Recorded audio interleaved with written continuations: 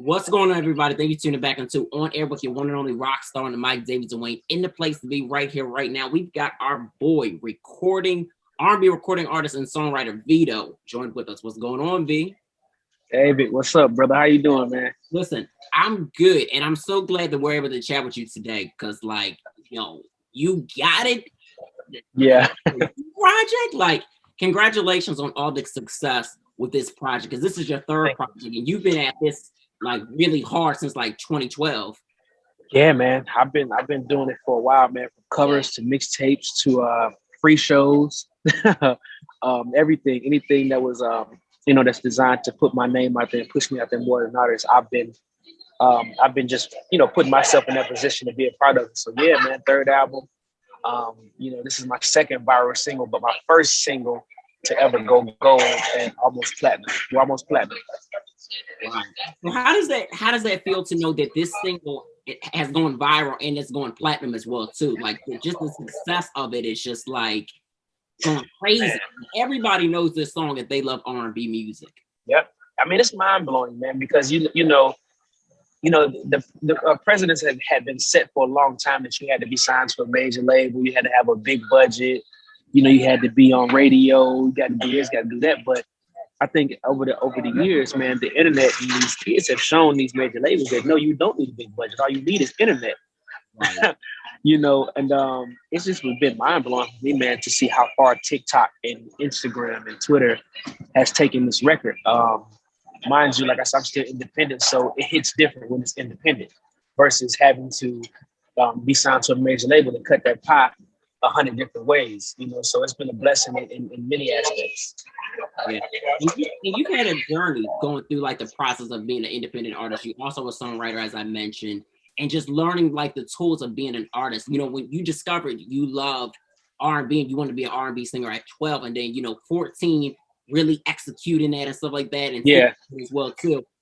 How was it learning those tools? Because YouTube was one of those things that you utilize, and even you still do utilize with doing covers like that. That's not anything that you've stopped doing. You stay consistent with it.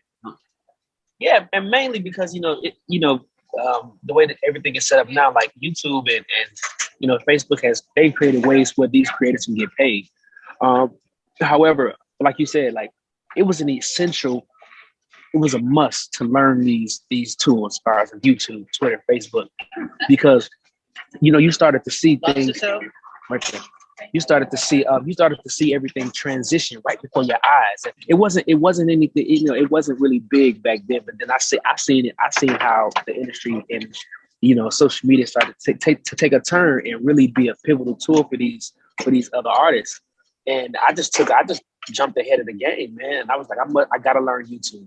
I gotta learn YouTube because at the time I know a bunch of cover artists who were actually making money by doing these covers and getting known by and getting seen by these superstars, and that's when I started doing, the covers of Adele and Sam Smith and Beyonce and stuff like that. And man, when I tell you, that probably was the best thing I could have ever done to pop off my fan base.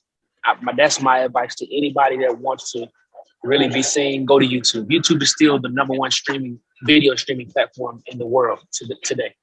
Yeah, it really is. And Google, they have always had a way of figuring things out, even with Google like that. They always got something in that. They got something.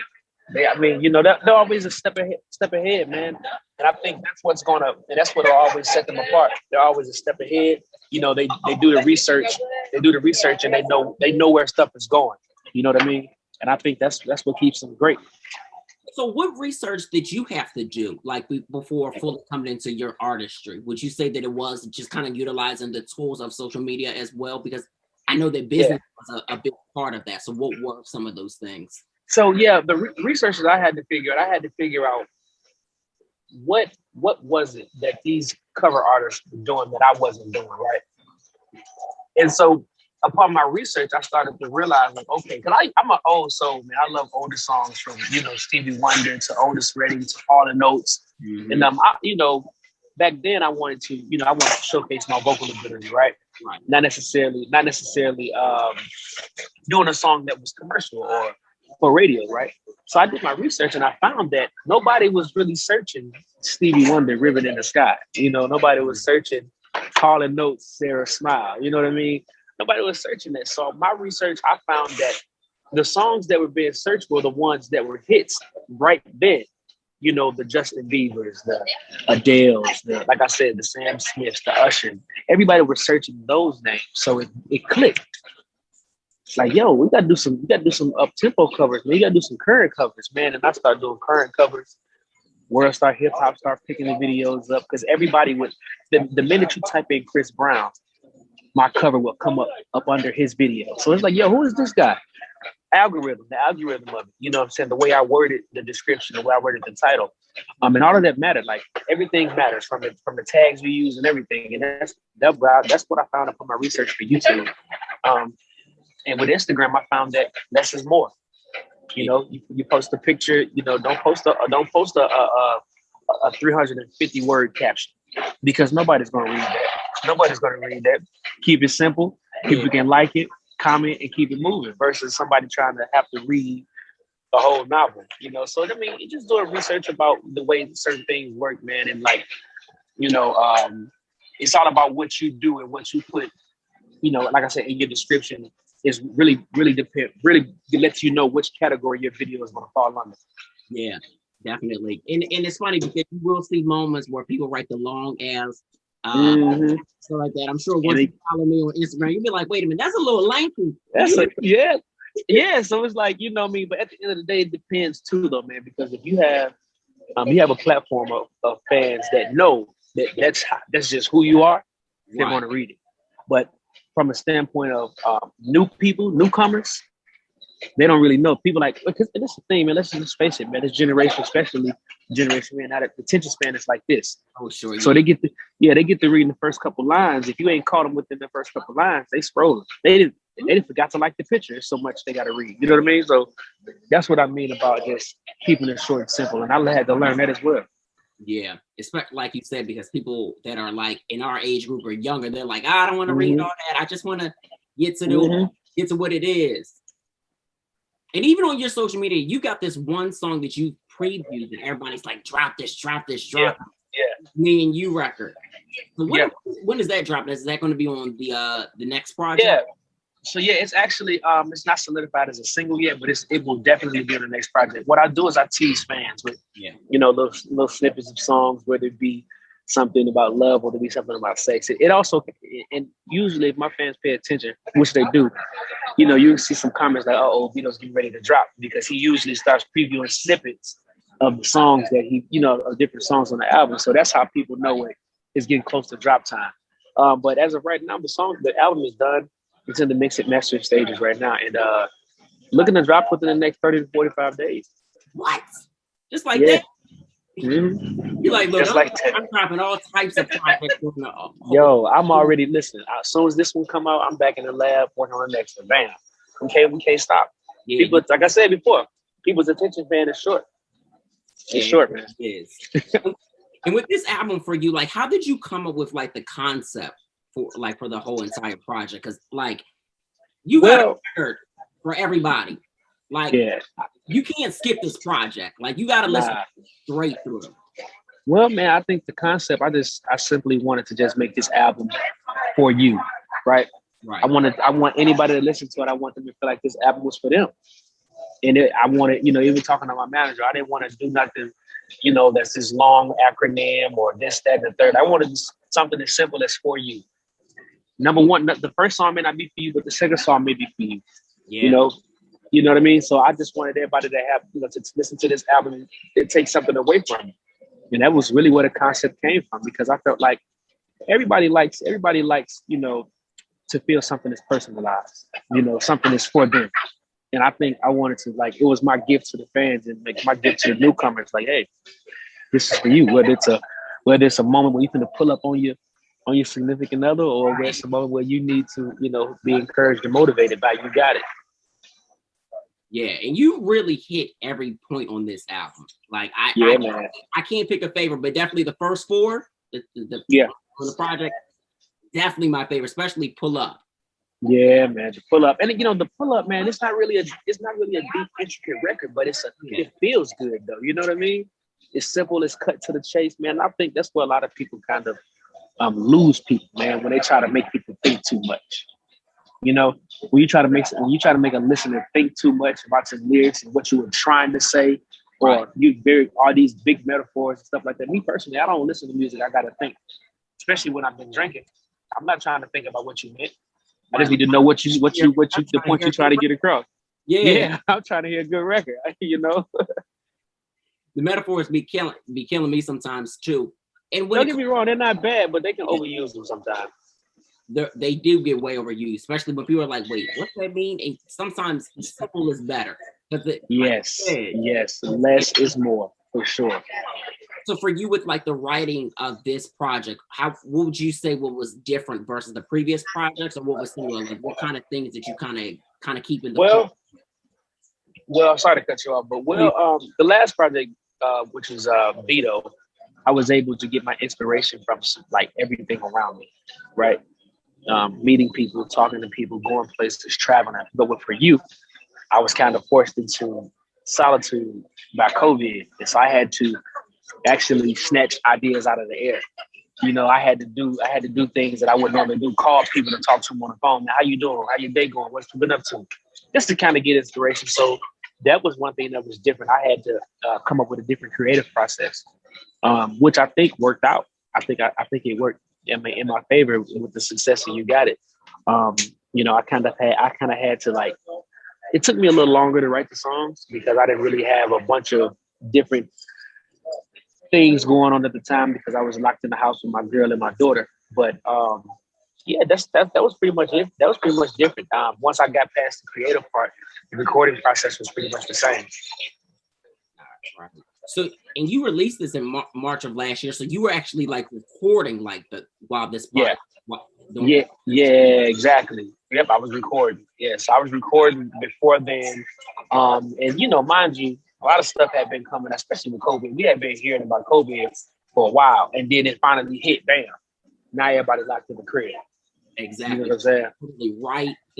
That week that you dropped was literally that was it. That was it, man. When I tell you, I had so many interviews and radio interviews lined up in New York and LA. Everything was cut. Yeah, you about to really get that press run strong. Yeah, in New York. And I'm talking about when I say strong, I was gonna be out there for probably about 2-3 weeks. Woo! Yeah, you were seeing everybody. Everybody. I was, renting cars, driving down to places, like literally. But I mean, everything happens for a reason, man. It is what it is. And how would you say like this quarantine has definitely like helped your creativity, and then not only just your creativity, but staying connected with your fans since you already had a great piece of already keeping that consistent? Yeah, with my creativity, man, it just helped me strengthen different areas of writing, different techniques of writing. Like I mentioned, having to just pull shit from the air. You know what I'm saying? I mean, and just pull stuff from the air and be creative like that. Because like I said, it was easy for me to meet somebody and get inspiration from Vedo, right? It allowed me time to find myself. It allowed me time to like just relax and unwind, because I was always on the go, on the move all the time. And it forced me to sit down. And, just doing that, I kind of find myself with my strength in my relationship with my girl. I got to know my daughter, her do's and don'ts, and what she liked and what she liked and don't like. So it definitely, it helped me in a way. It helped me with streaming. My streaming went up 50% because everybody was in the house. World. Yeah, because everybody was in the house and couldn't go nowhere. So my streaming went up like crazy.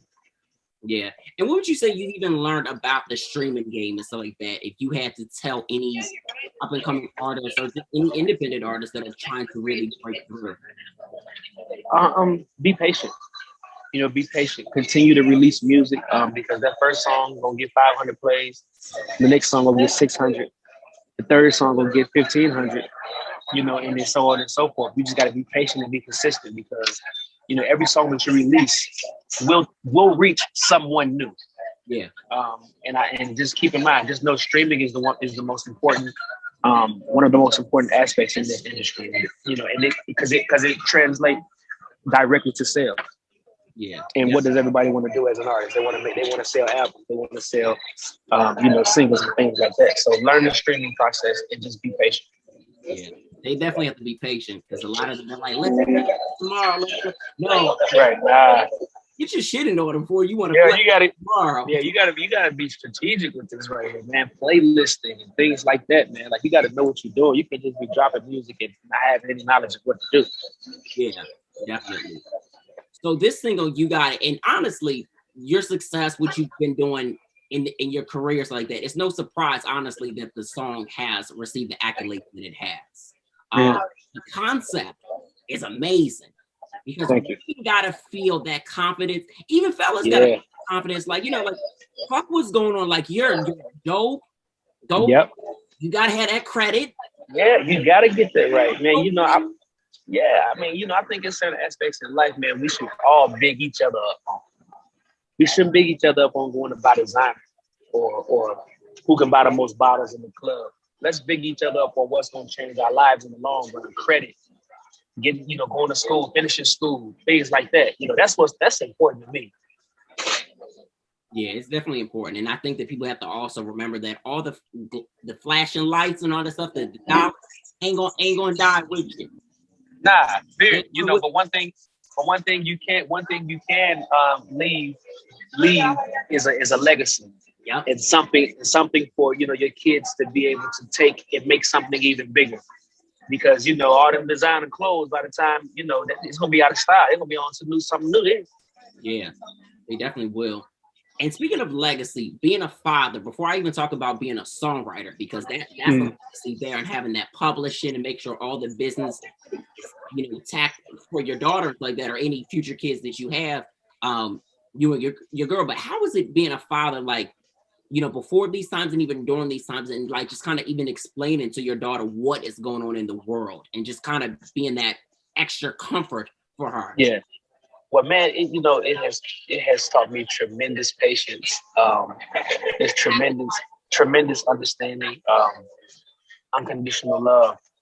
I think what having a daughter did for me was it allowed my thinking process to elevate to new heights. It's like, okay, now, you get $100,000. Do you go spend 50? No. You put 80 away. And you pinch off that 20 until something else comes in. And those are like, just setting yourself up for the future, because at the end of the day, I don't want my daughter to go through what I went through growing up, not having anything. It has taught me that, and even after the pandemic, I feel like the pandemic was a perfect time for me to have a daughter, because it allowed me to say, it forced me to sit down and understand a newborn baby, and understand the process and the steps of, from firstborn to 3 months to 6 months. Now she's about to be 1. I've been able to see that transition firsthand. Whereas if the pandemic wouldn't have happened, who knows? Like, I'd probably be on the road 3-4 months. I'd probably miss 3-4 months of her, growth. You know what I mean? So I think the pandemic allowed me to just, hone in and just really get to know her. Yeah, and that's important. I feel like people look at the pandemic as like a bad thing, but I've been looking at it like, yo, you better go get a bag. You better listen. You better understand, a 9 to 5 ain't gonna cut it. Just having 9 to 5 ain't gonna cut it. It's not. It is not going to cut it at all. And you've been killing the songwriting game as well too. Yeah. Usher, Ella May, Chris, August. Like, even in the K-pop world too, with EXO, like, yeah. So it's been, I've got my hand in a few pots, man. It's been a journey with that too, man. I was writing songs for 10 years before anybody ever opened an email from me. I was writing songs, just sending them to Ghost. People putting it in the trash, sending it to spam folder. But when one person finally opened that email up, man, that was it. No, that's a good thing. And were you ever like nervous about fully like pursuing being a songwriter, wanting to be an artist, or did you kind of look at that as an opportunity to get you to the next level? I looked at it as an opportunity to get me to the next level. I never let being a songwriter, basically scare me out of being an artist. I felt like, I'm gonna use these talents to get some money. You know what I'm saying? To fund my own artist career and stay independent. That's how I looked at it. So nah, it didn't scare me out of anything. Because a lot of times what happens is we'll have like the great R&B songwriters that are really meant to be artists, or they want to be that, but they have the Hmm. difficulties of actually, pushing that. So you not having that difficulties and struggle at all is honestly a true blessing. Nah. Yeah. Was it? Yeah, I was like, I wasn't really tripping. I didn't want to be a songwriter at first because I didn't want to get my songs with the people that I didn't know. But once I Well, you started know seeing that them, record. right. So, well, once I seen the publishing checks and things like that start coming back, I was like, hey, I got more. You go some more songs. Right. And how would you say like it that has honestly helped shape you as an artist too? Because there are some artists Um, that get into songwriting and stuff like that mhm. outside of Get just lost. full face artists too. Yeah, it shaped me well, man, because I feel like as a songwriter, I have to give them hits, and I still have to write them for myself. Yeah. So, it allowed me to just dig deeper when it comes to writing songs and try to outdo the next song. Compete with myself. So doing that has helped me, and it's almost like anytime I do land a placement, it's always a big one. It's Yeah. always a big one. Yeah. So it's just helped me just kind of hone in some on my craft and just make sure that I could come harder than the last time. Right. Because I know once you had got the record placed with Usher and stuff like that, and you guys had previously worked stuff like that, I know you Mhm. were like, yo, this is like a real Yeah. surface moment, right? Yeah, man, it was crazy, man, because it went from just having a record placed on Usher to having a record placed on Usher that's now a single featuring LMA. Right. So that was a blessing. That was a big blessing. Now, that is a blessing. And out of these records on the For You project, which records would you say like are like your top four favorites that you like always go to and listen to? The pull up is one. Um, I would say Queen vibes. Yeah, that's one. That's a gem. Um, as long as you know, and I would say you got it too, man. I would say you got it as well. And can we talk about Queen Vibes and just that record and even like how it's still uplifting to the women? Like your music does that. Like it just really gives women the sense of okay, I can be this black queen and stuff like that because we got other records from other artists and they not really Mm. doing it like you're doing it. Yeah, I It's mean, I've seen some attempts, but it not really doesn't really come across the way mine come across. um, but Queen vibes, man, it's just I wanted to say it in a way that my generation can understand. Like you giving off Queen vibes to me is you showing up. You know what I'm saying? You showing up, you wearing a dress that's fitted, you look good, but you ain't got all your you ain't got your ass all out, you ain't got all this, but you still giving me. I'm talking about straight. I'm talking about sexy, gorgeous vibes, right? right. But you also you got you coming up there with your hair all natural, you got your degree going on, you still having fun though. You still respectful. You're not gonna let nobody disrespect you. You know what I'm saying? Whether it's a man or a woman, those are queen vibes. Queen vibes is not letting not putting your guard down for somebody. Because for example, because you meet somebody who you've been wanting, just like a famous person. Meeting a famous person, and you still sticking to your principles and morals. Those are queen vibes to me because a lot of times people meet these stars and they let their guard down and become They do. you know whatever. But when you got somebody who's content with themselves and like, no, look here, so I know who I am, Right. regardless of race, regardless of where you're from, anything. You know, queen vibes come from all women. Yeah. And I think it's good for women to just have that reminder with your music. So look, I appreciate you for even doing that because we got to play some good games for them. They just listen to Yeah, the man. ratchet shit. And it's like, come Yeah, on. you can't. Yeah, it's not always about turning up in the club, taking shots, twerking. It's sometimes you gotta be around the house, clean up, get motivation. You know what I'm saying? Whatever. Sit down, doing homework, listening to some R&B. And you've You got, feel you've me? got some good turn up vibe records too on this project too, but it's not like heavy on this project. Yeah, exactly. But I think that I wanted to kind of give it a balance. I got some real slow ones, I got some mids, and I got some ups. I think this new album will be kind of the same. I think it'll be the same vibe, but just better songs. I love to find a balance with everything that I do, and I think I've done that well. Yeah, you're doing it well. And speaking of balance, how are you feeling with like how now we're seeing a really good balance? It's not just one thing. It's almost there. It's not there yet. It's almost there. We got like you said, her, SZA. You got I forget his name, Jivion. You got me. Right. Yeah, you got me. You got Eric Bellinger. You got some people who coming through swinging, man. But I think it's gonna take a little more. I think it'll take a little more eyes being put on R&B. Like a little more people got to start pushing that R&B back out to the forefront like it was before. And I think once that's done, I think then we'll start to really see a shift in the way R&B has been over the years. But I think we're on a good path, though. I think we're on a good path. I think it's still a little lopsided. Yeah, it's still a little lopsided, but we get it.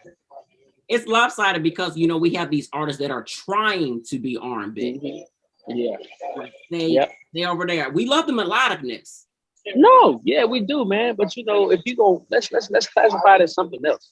Classify it as R&B. Let's classify it as melodic rap or melodic. You know what I'm saying? Something.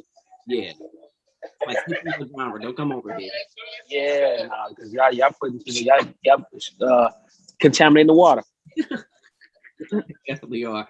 But Vedo, it was good chatting with you to talk about, this project what you've got going on. It's like that. I'm looking forward to this new project. So it's coming. Definitely coming in the next few weeks. Yeah, next month or so, man. It's coming, dog. Trust me, it's coming. And are you going to shoot any videos? Because I know with for you, do videos. So are we going to do that as well?